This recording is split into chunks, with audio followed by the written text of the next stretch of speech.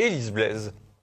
L'état d'urgence sanitaire institutionnalisé. Voilà le nouveau chapitre de la Macronie. Le texte fait l'effet d'une bombe, malgré la pudeur de jeune fille de la presse aux ordres. Lundi, le Premier ministre Jean Castex a déposé un projet de loi instituant, je cite, un régime pérenne des gestions des urgences sanitaires. En d'autres termes, il ne s'agit ni plus ni moins d'institutionnaliser un état d'urgence sanitaire permettant au Premier ministre de légiférer par décret, en faisant donc fi du Parlement. Parmi les réjouissances au programme, on peut lire dès l'exposé préliminaire que le ministre de la Santé pourra ordonner des mesures de quarantaine et de placement à l'isolement. Une disposition que certains voyaient comme un délire des fameux complotistes à la mode. Le texte va rapidement encore plus loin. En effet, quelques paragraphes plus tard, on lit que le texte vise à, je cite, prévoir la possibilité de conditionner l'accès à certains lieux et l'exercice de certaines activités à la réalisation d'un dépistage, la prise d'un traitement préventif ou curatif. Une phrase qui commence à dessiner ce que beaucoup redoutaient et qui s'explicite clairement dans l'alinéa 6 de l'article 1. Accrochez-vous bien.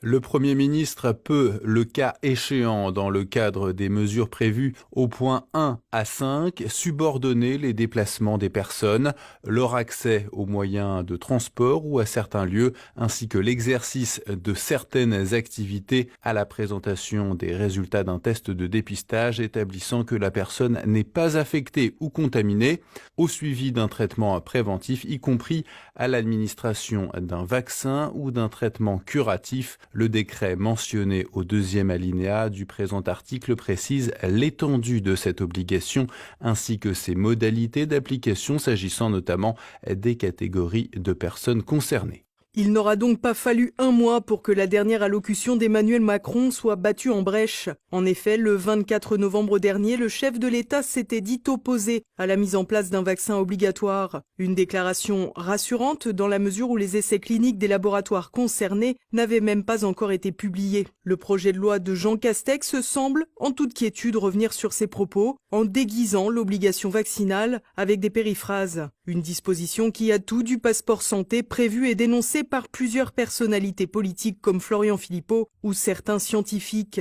En d'autres termes, soit vous vous faites vacciner, soit vous deviendrez de facto un sous-citoyen soumis à des interdictions édictées par des personnages tels que Jean Castex. Un procédé particulièrement choquant qui, disons-le franchement, pour la vaccination contre le Covid, foule aux pieds le code de Nuremberg. En effet, ce dernier implique que l'on ne peut imposer à une personne humaine un traitement expérimental quel qu'il soit, dans la mesure où la personne concernée doit pouvoir toujours délivrer son consentement libre et éclairé. Un problème, puisqu'à l'heure où nous parlons, nous n'avons aucun recul sur ces nouveaux vaccins et l'opacité la plus totale règne autour de la question. Ainsi, personne n'est en l'état suffisamment éclairé pour l'accepter en toute connaissance de cause. Et pour mieux comprendre ce projet de loi, nous avons joint Fabrice Divisio, avocat du professeur Raoult, spécialiste des questions de santé. C'est un projet de loi qui change l'équilibre institutionnel. C'est-à-dire que concrètement, nous avons aujourd'hui une atteinte à une liberté fondamentale qui est la liberté de circuler, puisque vous avez vu que ce qui se dessine, c'est la notion de passeport vaccinal, entre autres. C'est-à-dire que le Premier ministre a habilitation pour réglementer l'accès à des lieux privés ou publics si vous n'êtes pas testé, pas vacciné ou pas pris de traitement préventif.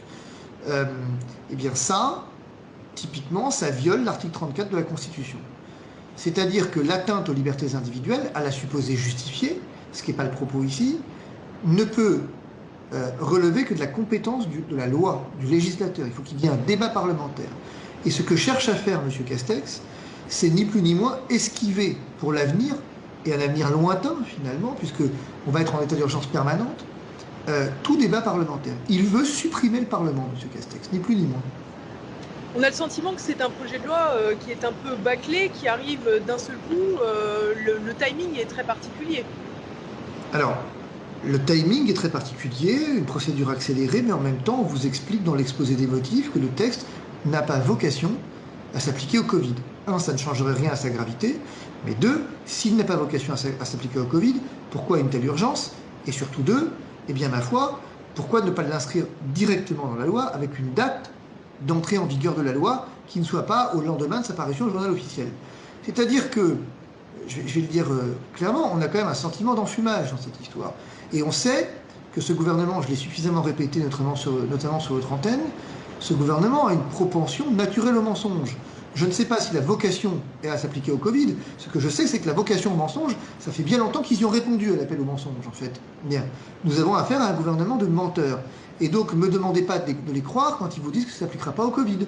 Non, je ne les crois pas. Ça s'appliquera au Covid, en tout cas en l'état des textes. Il ne faut pas rêver. On n'est ni plus ni moins dans une tentative, finalement, d'extinction du rôle du Parlement.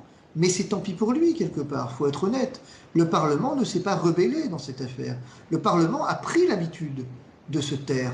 Les parlementaires ont pris l'habitude de se taire. Et ça fait un moment que les juristes, dont je fais partie, le droit public, disent « ça va mal se finir, cette histoire ». Et ben voilà, ça se finit mal. Nous sommes en état d'urgence permanente, et j'ai envie de vous poser une question. Aujourd'hui, c'est l'urgence sanitaire, mais demain, ce sera l'urgence climatique. Vous avez vu qu'on en commence déjà à en parler. Ensuite, effectivement, ce sera l'urgence terroriste, et puis l'urgence économique, et progressivement, nous allons vers un recul du Parlement. Nous avons mis fin à la 5e